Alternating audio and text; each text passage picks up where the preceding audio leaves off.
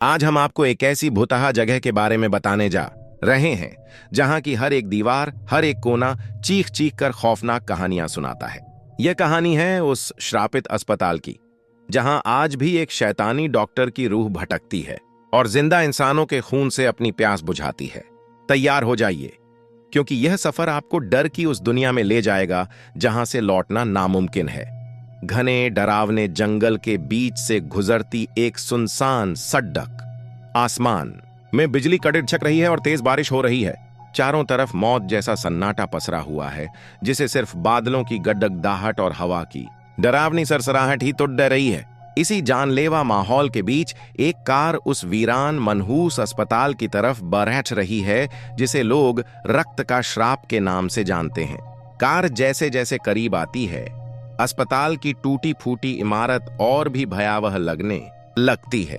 Car रुकती है और उसमें से तीन दोस्त साहिल, रिया और अमन डरते डरते बाहर निकलते हैं। उनके चेहरों पर खौफ साफ झलक रहा है।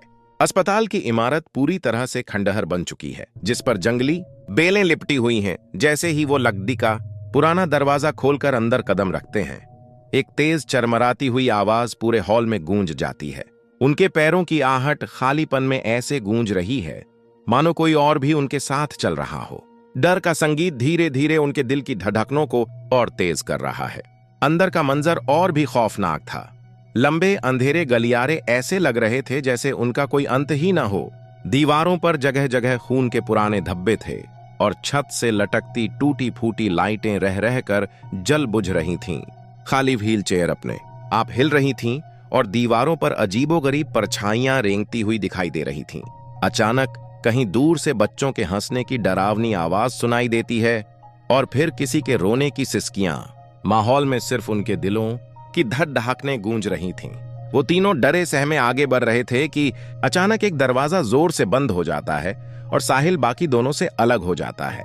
वो घबराकर दरवाजा पीटने लगता है, मदद के लिए चिल्लाता है, लेकिन उसकी आवाज उस वीराने में खो जाती है। तभी उसे अपने पीछे एक काली परछाई महसूस होती है। वो शैतान डॉक्टर था।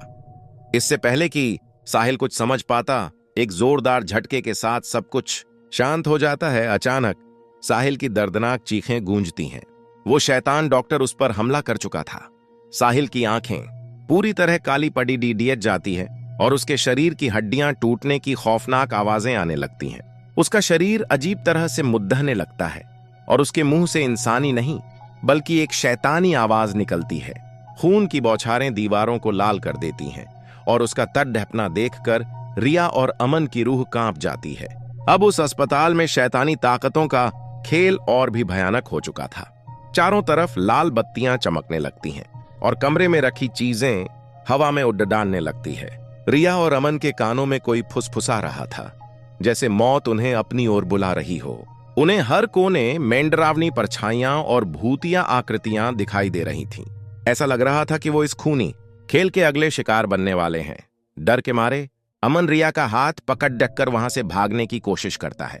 वो दोनों पागलों की तरह उस भूल भुलैया जैसे अस्पताल में बाहर निकलने का रास्ता ढूंढ रहे थे, लेकिन वो शैतान डॉक्टर उनका पीछा कर रहा था। कभी वो आईने में दिखाई देता तो कभी किसी परछाई के रूप में उनके सामने आ जाता। उसके भारी कदमों की आवाज और अमन की हांफती सांसें उस मौत के खेल को और भी खौफनाक बना रही थीं। भागते भागते आखिरकार अमन को बाहर निकलने का एक दरवाजा दिखाई देता है।